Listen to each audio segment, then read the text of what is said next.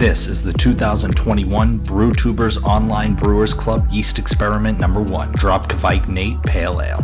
Thank you to our sponsors, Imperial Yeast, 5 Star Chemicals, Beer and Wine Hobby Homebrew Supply Store, Brewing America, all stainless steel mash paddle sponsors. Also Hopsteiner and Yakima Chief Hops. Get brewing.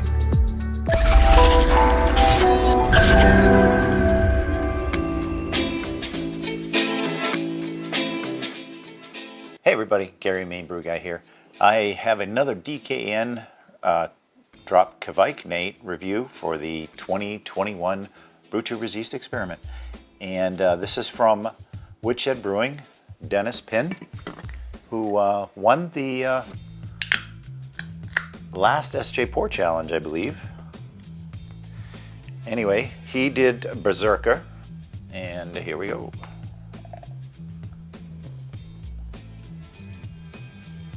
I'm not really pouring this good, am I? We're not getting that in the shot. So this is coming in pretty cloudy.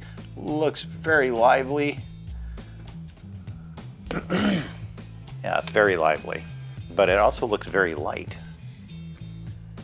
It's recording at night, so some of the footage may look a little different. 9 o'clock at night right now.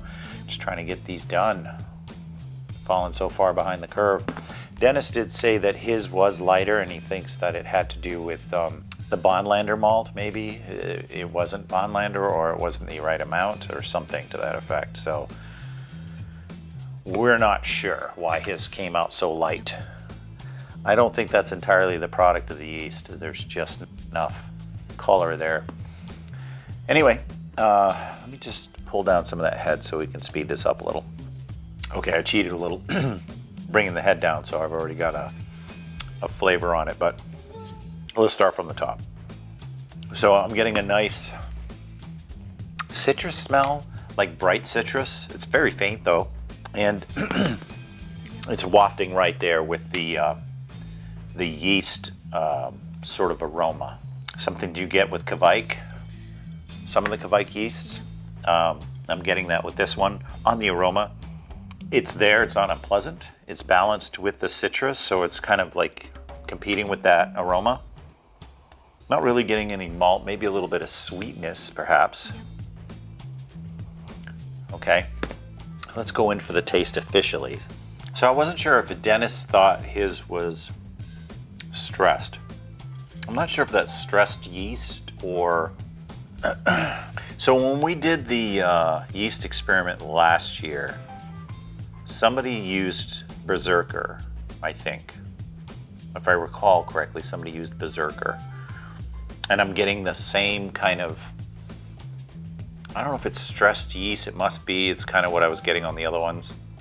So the problem with the blends is that if you repropagate them, or if you don't do them properly, the blends get out of balance. And I don't know if maybe that's what's happening with the samples of Berserker we have kicking around. Yeah, I don't really know. It's hard to tell because I've gotten this same kind of twang on some of the other Kveiks, and not really fond of that twang. Unfortunately, mine has it as well, which I'll get to that review next. But I've drank enough of them to know that I'm not happy with the way mine came out. Dennis, I think he said he wasn't happy with his either. There is a nice citrus backdrop there on the flavor as well. It's also competing with that yeast profile. That sort of, if the citrus profile was just a little higher, I think it would bear that off yeast character below the threshold, and you wouldn't pick it up. But I think because they're competing neck and neck there with flavor and aroma, that's why it's kind of bubbling to the surface there. It's different.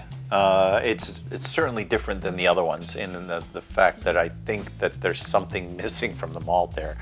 So recapping this, we'll start at the aroma. Aroma is citrus, bright citrus, more on the grapefruit side, even some of the pith, and then a little bit of that yeast character just underneath. And then on the flavor, I'm getting the same exact sort of bright grapefruit, not the rubies, but the white grapefruits, with a little bit of the pith and then a little bit of that yeast twang, Kveik twang character, i.e. can be stressed, but I think that's not always the case. I think just Kveik yeast do kind of bring that to the table. Something I'm not a real fan of, and that's why there's only a select few Kveik yeasts that I actually like. So, but all in all, a well-made beer, no off process issues there at all. The beer is fantastic. I will say that there's definitely something different with the grain bill. It shows up in the color, so something's missing there, but it works for this beer. It's really nice.